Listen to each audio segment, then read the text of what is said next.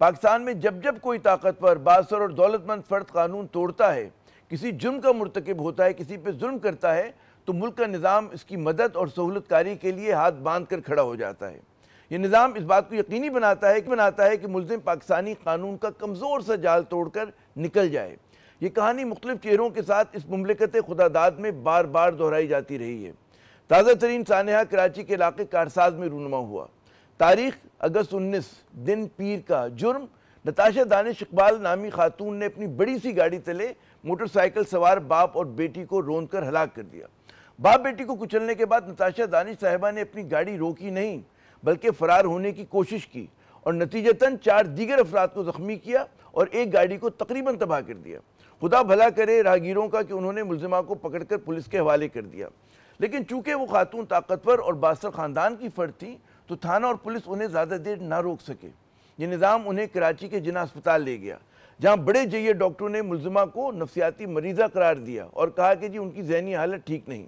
جناح اسپتال کے نفسیاتی شعبے کے ڈاکٹر چنی لال صاحب نے ملزمہ کو پولیس کے حوالے کرنے سے انکار کر دیا، لیکن جب سماجی میڈیا پہ شور مچا تو آج انہوں نے ملزمہ کی ذہنی حالت کو صحت مند ڈکلیئر کر دیا۔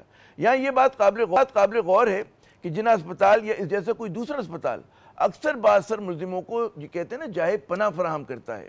ملزمان کو جیل کی جگہ اسپتال منتقل کر کے ان کے کمروں کو سب جیل قرار دے دیا جاتا ہے، اور جہاں ملنے جلنے پر کوئی روک ٹوک نہیں ہوتی اور فون سے لے کر ہر دوسری سہولت ان بااثر ملزموں کو بالکل ان کی دسترس میں ہوتی ہے۔ ایک رات اسپتال میں گزارنے کے بعد آج نتاشا دانش صاحبہ کو جب سٹی کورٹ کراچی میں پیش کیا گیا اور عدالت نے پولیس کی جو 14 دن کی ریمانڈ کی درخواست تھی اس کو رد کرتے ہوئے انہیں فوراً جیل بھیج دیا۔ اگر بااثر افراد کے اس نوعیت کے دیگر مقدمات کا جائزہ لیا جائے تو پتہ چلتا ہے کہ جیل میں ایسے ملزمان کو ان کے مرتبے کے مطابق سہولتیں فراہم کی جاتی ہیں۔ قیاس یہی ہے کہ نتاشا اب جلد اسپتال منتقل ہو جائیں گی اور پھر ضمانت پہ رہا۔ ماضی کی مثالیں اگر سامنے رکھیں تو نظام اس قسم کے حادثوں میں مجرم کا ساتھ دیتا نظر آتا ہے۔ دیت و قصاص کے نام پر پولیس متاثرہ خاندان کو مجبور کرتی ہے کہ وہ پیسے لے کر ملزموں کو معاف کر دیں۔ ایسا حادثوں کے مقدمات میں بھی ہوتا ہے اور قتل کے مقدمات میں بھی۔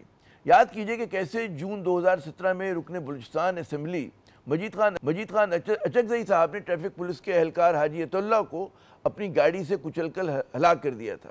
اس معاملے پر کچھ دن شور مچا اور پھر ستمبر 2020 میں مجید خان اچکزئی صاحب اس مقدمے میں بری ہو گئے، اور ظاہر ہے کہ ملزم نے مقتول کے خاندان سے لین دین کر کے بریت حاصل کی تھی۔ چاروں جتوئی ایک نوجوان شاہزیب خان کو قتل کر دیتا ہے۔ لاہور کے کیبلری گراؤنڈ میں مصطفیٰ کانجو فائرنگ کر کے 16 سالہ زین کی جان لے لیتے ہیں۔ ناظم جوکیو اغوا ہوتا ہے اور پھر اس کی تشدد زدہ لاش ملتی ہے۔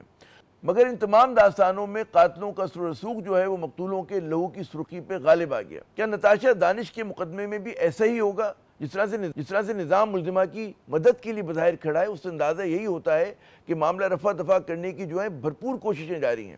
ایک زمانے میں ڈاکٹر اور یہ نظام نواز شریف صاحب کی پلیٹلیٹس کو کم قرار دے رہا تھا اور وہ لندن چلے گئے۔ اس کے بعد خدا کا شکر ہے کہ بالکل اب ماشاءاللہ وہ صحت مند ہیں۔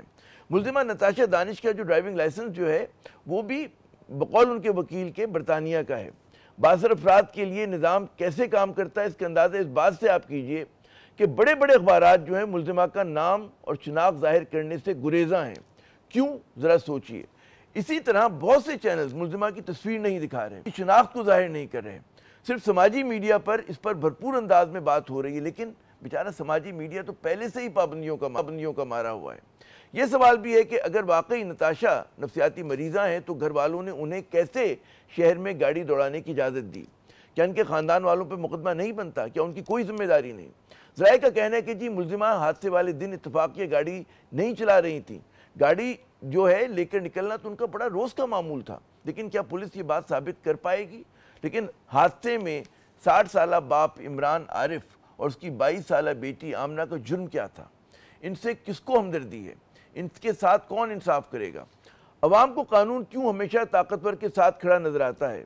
بقول فیض، نہ مدعی نہ شہادت حساب پاک ہوا، یہ خون خاک نشینہ تھا، رزق خاک ہوا۔ جہاں بحق ہونے والی آمنہ گھر میں سب سے چھوٹی تھیں، جنہیں باپ نے بڑی محنت کر کے تعلیم کے زیور سے آراستہ کیا تھا۔ ملزمہ نتاشا صاحبہ ایک معروف صنعتکار دانش اقبال صاحب کی بیگم ہے۔ کیا اس مقدمے میں انصاف ہو سکے گا؟ کیا ملزمہ کو سزا ملے گی یا پھر وہی ماضی کی کہانی دہرائی جائے گی؟ سانحہ یقیناً نیا ہے لیکن کہانی وہی پرانی.